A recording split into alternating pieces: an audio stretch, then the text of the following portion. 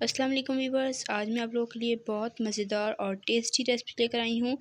झटपट बन जाने वाली मज़ेदार सी रेसिपी। तो आज हम बनाएंगे क्रिस्पी क्रंची मज़ेदार गोलगप्पे। बहुत ही प्यारे बनेंगे और बहुत अच्छे से फूलेंगे। आपको सारे टिप्स बताऊंगी कि आप क्या फ़ॉलो करें तो आपके गोलगप्पे अच्छे से फूलेंगे।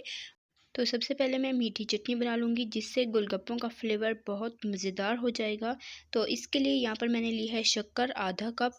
अगर आपके पास शक्कर नहीं है तो आप गुड़ ले सकते हैं। मेरे पास गुड़ नहीं था तो मैंने यहाँ पर शक्कर ले ली है।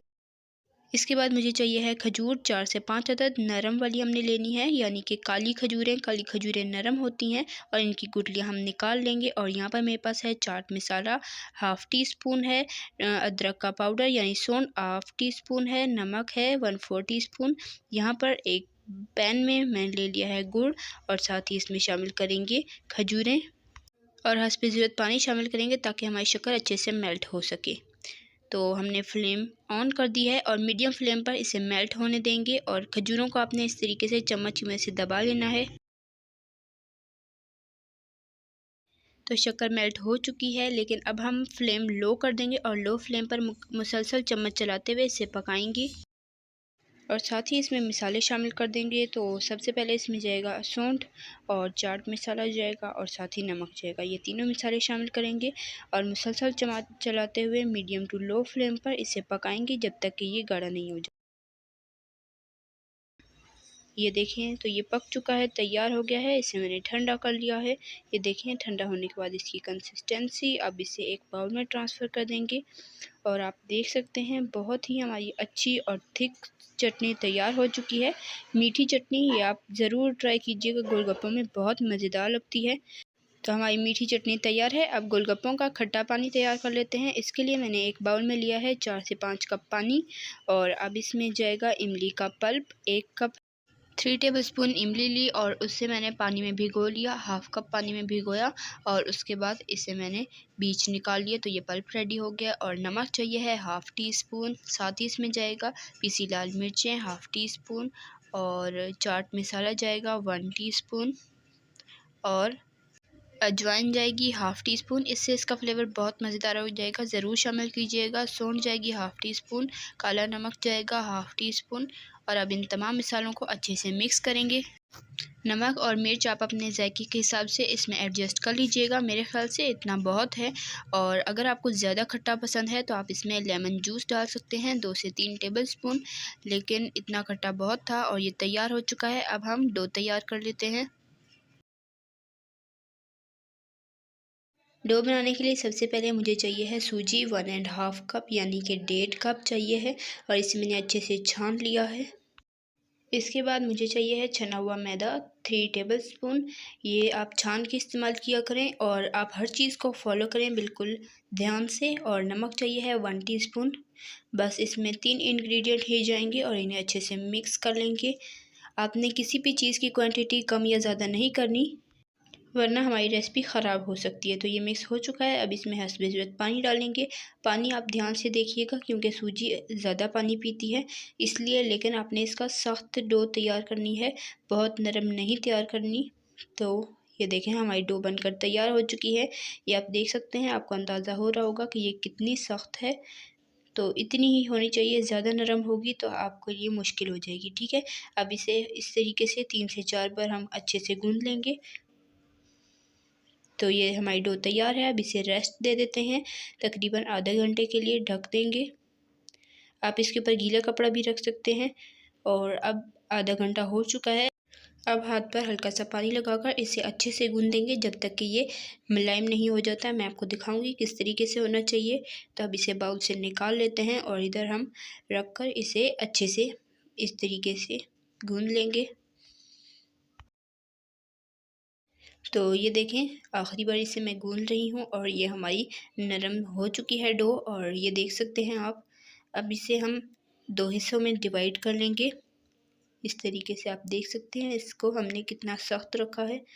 अब इसे हाथ की मदद से इस तरीके से पेड़ा बना लेंगे और फिर हम इसकी एक रोटी बेल लेंगे। रोटी आपने बहुत पतली बेलनी है, आपने बिल्कुल भी मोटा नहीं रखना इसे, क्योंकि जितनी ये पतली होगी आपके गोलगप्पे उतने ही अच्छे से फूलेंगे। आपने बिल्कुल ध्यान से देखना है सब कुछ।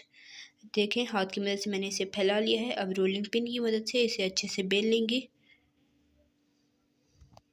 आपसे रिक्वेस्ट है, अगर आपने मेरे चैनल को अभी तक सब्सक्राइब नहीं किया तो अभी सब्सक्राइब करें और साथ मौजूद बेल आइकन को ज़रूर प्रेस करें, ताकि आपको इसी तरह की आसान और मज़ेदार सी रेसिपी सबसे पहले फ्री में देखने को मिल सकें। तो हमारी रोटी बेली जा चुकी है, बिल्कुल पतला मैंने इसे बेला है। अगर आपके पास कटर मौजूद नहीं है तो आप इस तरीके से कोई भी छोटे साइज़ का ढक्कन ले सकते हैं और इससे आप आसानी से गोलगप्पों की कटिंग कर सकते हैं।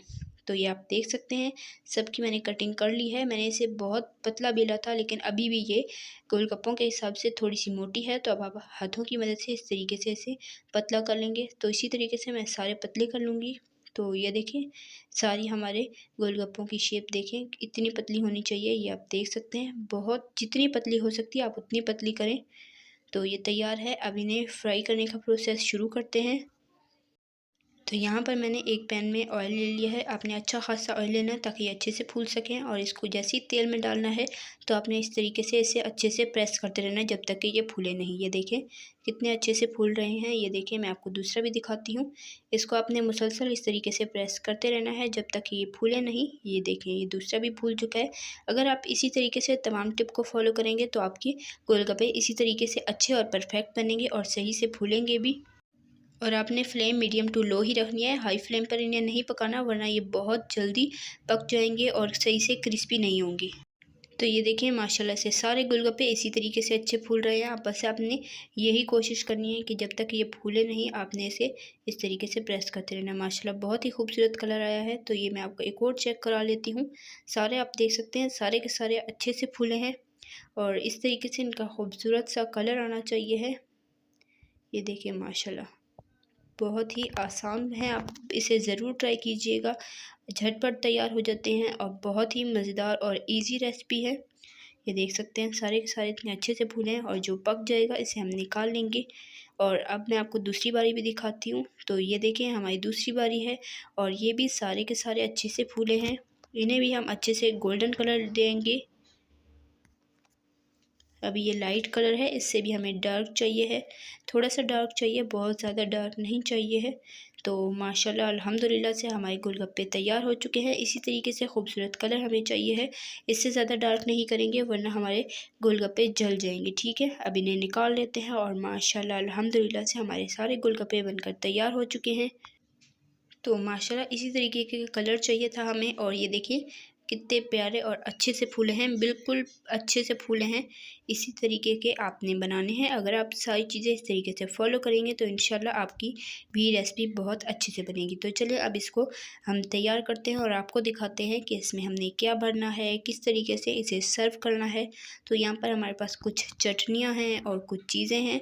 तो ये मैं आपको दिखाती हूँ इसमें भर कर।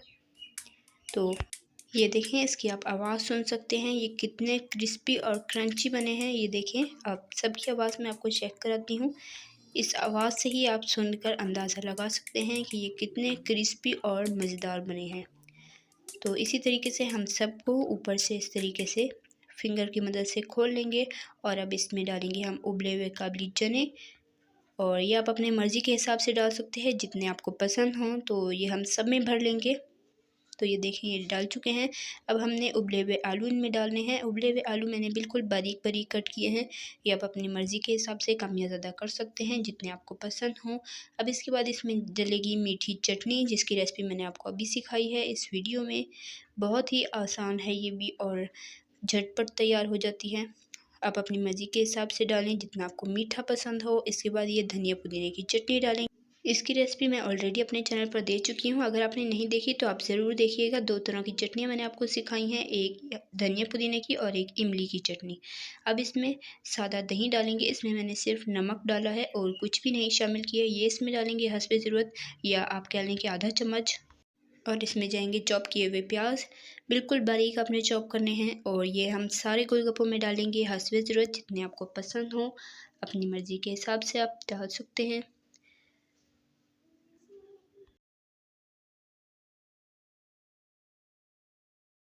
इसके बाद इसमें जाएगी सेव। सेव भी आप अपनी मर्ज़ी के हिसाब से इसमें शामिल कर सकते हैं। मैं सिर्फ इसमें आधा टीस्पून ही शामिल करूँगी, सब में थोड़ी थोड़ी डालेंगे।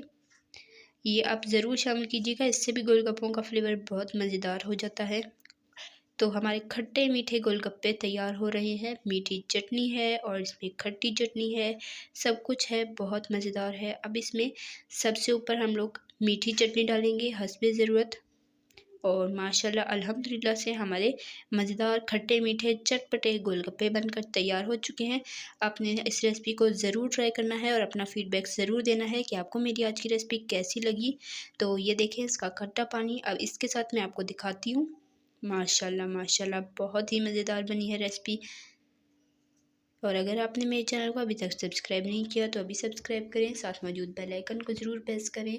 और वीडियो पसंद आई है तो लाइक कर दें और ज़्यादा से ज़्यादा शेयर करें और कमेंट में ज़रूर बताया करें कि आपको मेरी रेसिपीज़ कैसी लगती हैं। तो माशाल्लाह अल्हम्दुलिल्लाह हमारी रेसिपी बहुत टेस्टी बनी है, बहुत ही डिलीशियस और बहुत ही ज़्यादा खट्टी।